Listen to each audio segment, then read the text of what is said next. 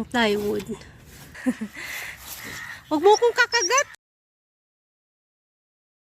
वृक्षलाई विश्वमा स्वागत छ हजुरलाई। हजुर नमस्कार सर। यहाँको खाना कस्तो लाग्छ सर हजुरलाई? खाना एकदम फ्यामिली वातावरण अनुसारको खाना छ है। हजुर। म यहाँको रेगुलर ग्राहक हो। Thank you sir. हस् धन्यवाद है यार।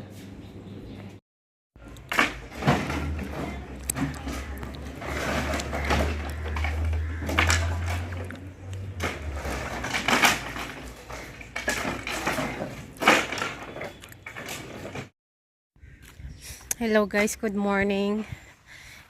It's Lunes dito sa Nepal. Diyan din, Lunes din. So kahapon guys ay Linggo at first day na wala si Susmita. So naka 1 week leave siya guys. Simula kahapon Sunday. So kahapon na survive natin ang ating first day. Nawala si Susmita. Wait lang guys. Kunin ko yung walisan ko yung cage ni ano. Ayoko sabihin kulungan kasi. Yung tirahan ni Kali. Walisin ko. So, hapon guys walang pasok. Dito lang kami ng mga bata. Order ng donut si Sanel. Kailan kaya makakasakay uli ng eroplano? Lapit ko na dito. So kahapon nagpunta dito sila Asmita guys nung Sabado pa kasi birthday ni mother-in-law. So dito sila nagstay until kahapon kasi walang Sabado birthday ni Mil, mother-in-law. Tapos Linggo dito sila natulog. Linggo, kahapon na sila nakauwi ng hapon. So kahapon may dumating ng mga kahoy. Pinakita ko sa inyo yung video. Pang ano daw nila to guys, pang sunlod in Bisaya. Yung pang ano guys ba? Hindi ko alam. Nagamitin nila sa pagluto-luto siguro, ganun ba, or sa apoy pag winter. Ayan. Ayan kahapon. Dumating yan. Galing yan doon sa office ni asawa ni Sarmila. Sa bangko siya nagwo-work guys.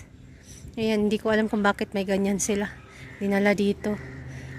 Nakakita ako ng isang malaking square at isang maliit na rectangle. Nilagay ko dito sa ni Kali, sa tirahan niya.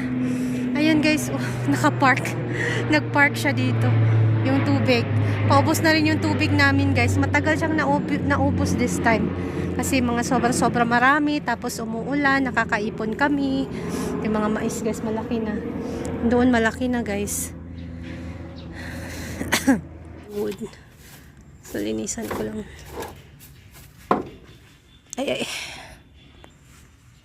Ayan. Yan na lang muna. Kasi si Santos pag uwi nun kausapin ko. Si Kali ay andoon. Nilalabas namin yan siya everyday guys. Si Susmita pag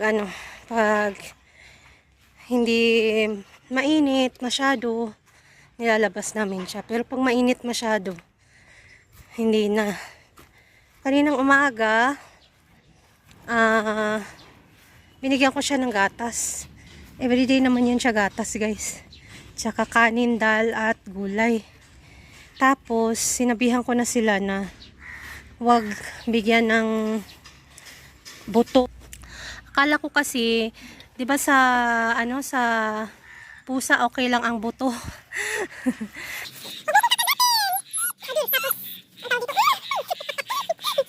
Pagbalik ni Susmita, ligo tayo. Okay. Natatakot ako guys kasi baka kagatin ako. Siguro hindi naman. Ang tawag dito. Ayun, naubos na yung gatas. Ngayon yung kanin at dal hindi niya kinain. So ayun, ang tawag dito. Okay na yung tirahan niya. And then nag-message si girl from Germany. Ang suggestion niya, bilhan siya ng leash, yung magandang klase. Si girly ba or sa comment? Ayun, si girl. Ayun. Bigyan siya ng magandang leash. So, nagtingin ako sa online, guys. Meron tag 700 na ano, yung magandang klase ng rope. Tali. Hindi ko alam kung mahaba siya kasi yung mga chine-check ko yung review ng ano, quality ng leash.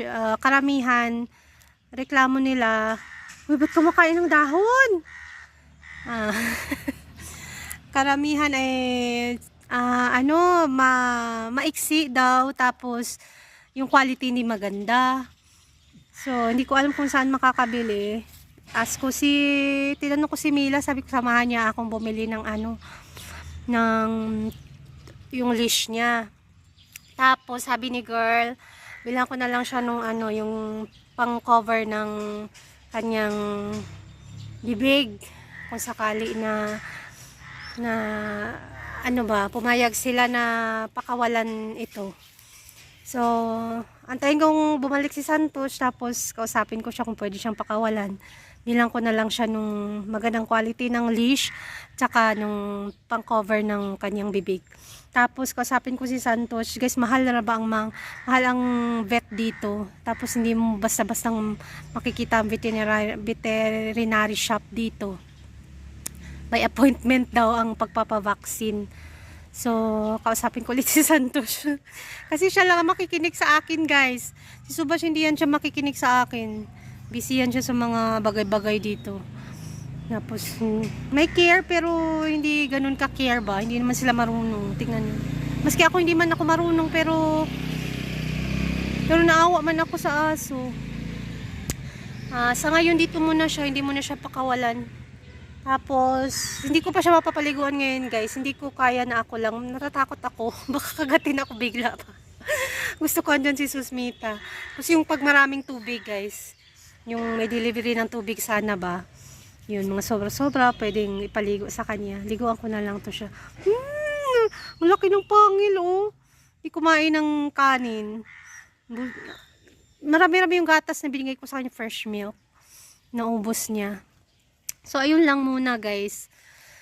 Ayun lang muna. Pag nakabili ako, i-update ko kayo. So, yun, thank you lahat sa inyong mga comments.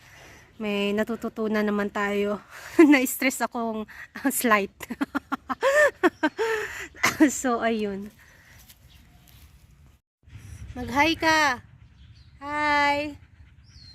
Ligo tayo pag nakabalik si Susmita, ha? Okay? Kali. Lalaki pala to.